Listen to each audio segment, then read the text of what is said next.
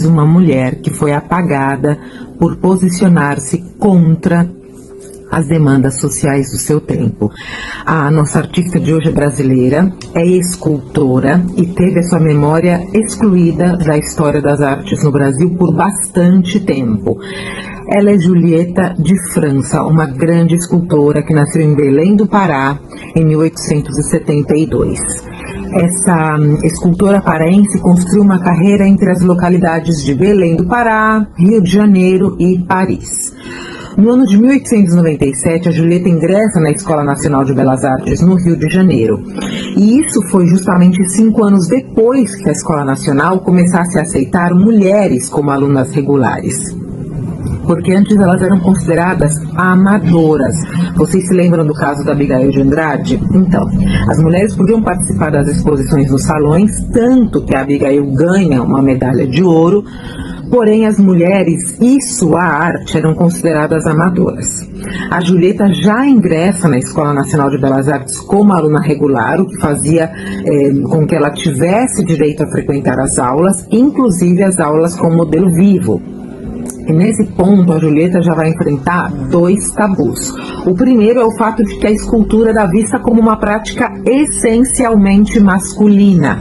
Até porque tem uma questão de força física, que isso termina sendo um impedimento. Então ela enfrentava o preconceito de que esse tipo de arte não era para mulheres, e outro aspecto era a prática com modelos vivos, masculinos e femininos, porque esses modelos estavam nus. Então aí já temos outro obstáculo enfrentado pelas mulheres que conseguiam ingressar na Escola Nacional de Belas Artes. Por quê?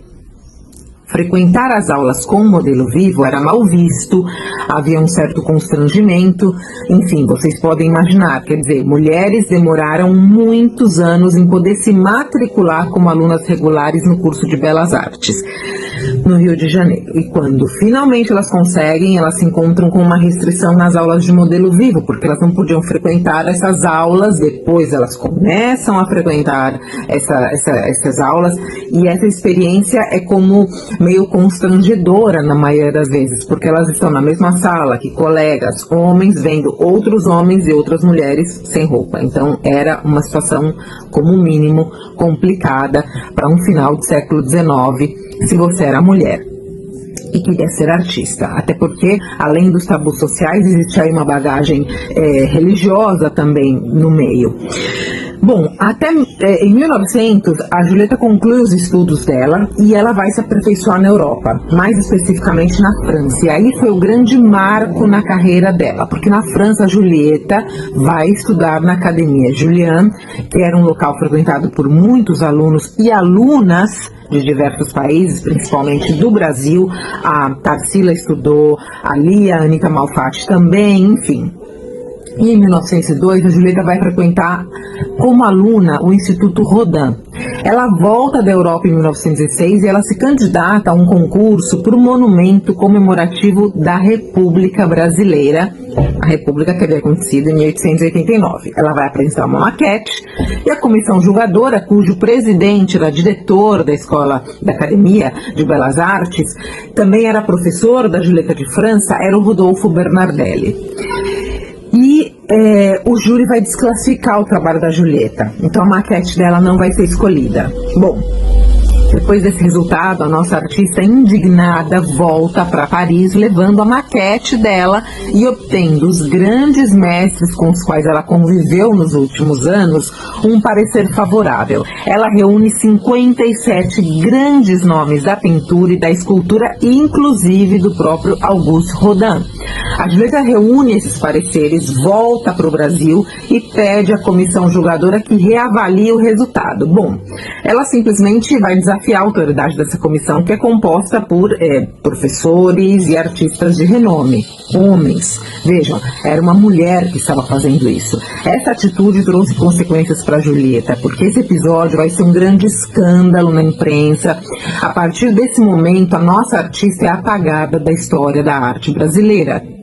a imprensa para de noticiar os trabalhos dela, ela é impedida de expor nos salões, e isso contribui para que ela fosse sendo esquecida. Então ela volta para o Belém do Pará, ela vai ter um reconhecimento, vamos dizer assim, em nível regional, ela chega inclusive a ser contratada para esculpir o busto em homenagem ao Barão do Rio Branco, uma obra que é financiada pela Prefeitura de Belém do Pará, e em 1920 ela presta um concurso para ser professora do Instituto de Surdos e Mudos do Rio de Janeiro. A Julieta vai falecer em 1951, aos 79 anos. Ela nos deixa uma história de vida singular e abriu caminho certamente para que outros artistas pudessem ter a sua arte reconhecida. Espero que vocês tenham gostado de conhecer a história da Julieta de França e fiquem atentos, vamos ter mais relatos de arte sobre mulheres artistas. Obrigada. Até a próxima.